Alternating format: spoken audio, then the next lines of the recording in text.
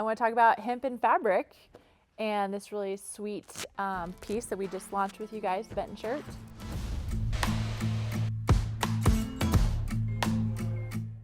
You go first. Well, I was researching we were starting this clothing brand, which is called Smith & Rogue, and I was trying to figure out at the time how I can differentiate our clothing and tell a good story.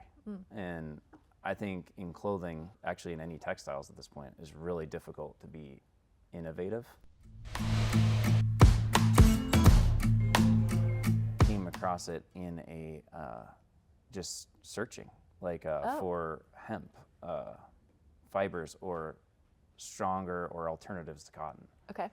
And came across that there's going to be something in Fort Benton, and I was shocked that there was going to be a major hemp facility 45 minutes from our offices. Yeah, basically Great Falls suburb. Yeah. It's not like we're the only people that have made hemp clothes. Yeah.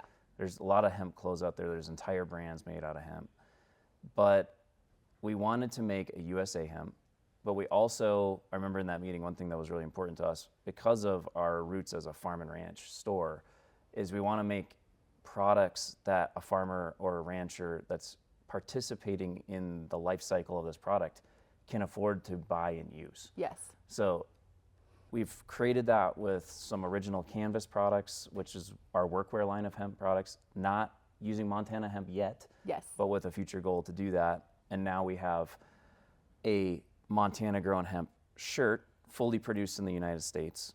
The next path after getting those two product lines up is how do we bring those two things together? Yeah. We want it to be a reasonable price point so that we can really raise up an industry where hemp is a viable product, not just for fashion or something, something we all aligned on. And I like the tagline right now we're using is grown and sewn, but it's more than just growing it and sewing it.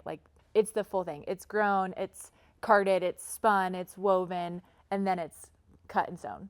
So I mean, there's just such a misconception of how much goes into fabric in general. It's such an accomplishment to say grown and sewn and all of it in the US, and there's a lot of shepherding and coordination. Unfortunately, a couple of the partners that we've used are no longer in business, and that's the reality of US manufacturing and where the textile infrastructure is. We still have an ambition to continue to foster that growth, but we also, I think, are trying to be flexible to meet a couple of needs. Price point, one of them, volume, availability, another. And so how do we shepherd in a really responsible and trusted supply chain that may look a little different in the future, but we still are committed to always having a grown in Montana, made in the US garment, but maybe to extend your hemp canvas wear and to get more US hemp into US garments, we have to look at a bit of a flexible supply chain here. Yep, and I think another part of that is not only does the price have to make sense for the end user, but also we need to work on the textiles so that people actually prefer it, not just because it has a cool story. Yeah.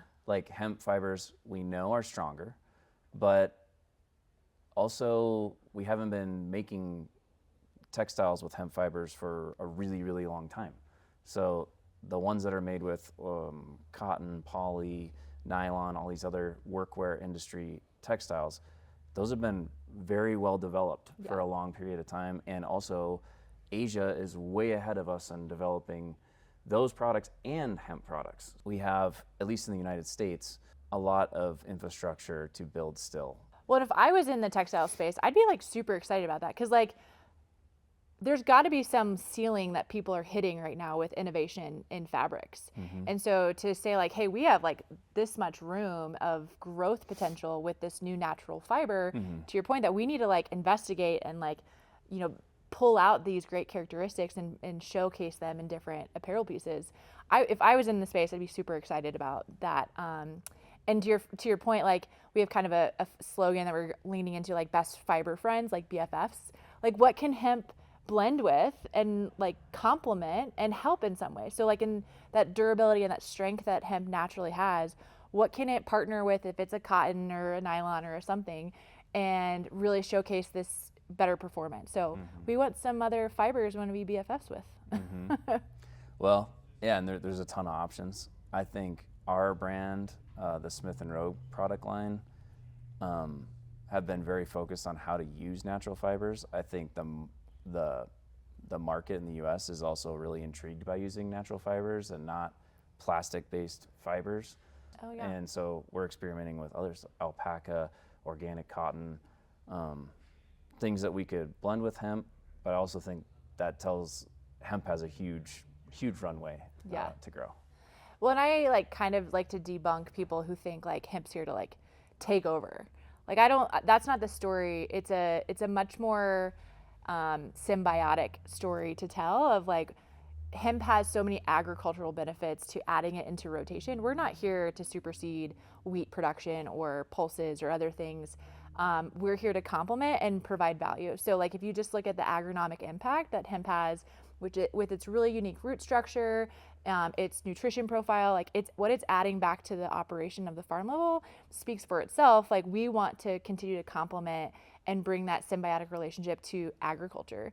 And so if we can take that same philosophy with fibers and with garments, I think that's just like such a beautiful and unique thing that this crop, I just can't think of very many other things that have that potential. So we call it the goodness of hemp. We really think it has an amazing ability to do that. So everything from, does it serve the customer and like its performance? Does it serve the community? And then did we serve the environment? Mm-hmm. And so if we're doing those three things and that's in our forefront, then I think that is like the goodness of hemp and what we're trying to accomplish here. No, it was a good summary of what I was saying. I got you.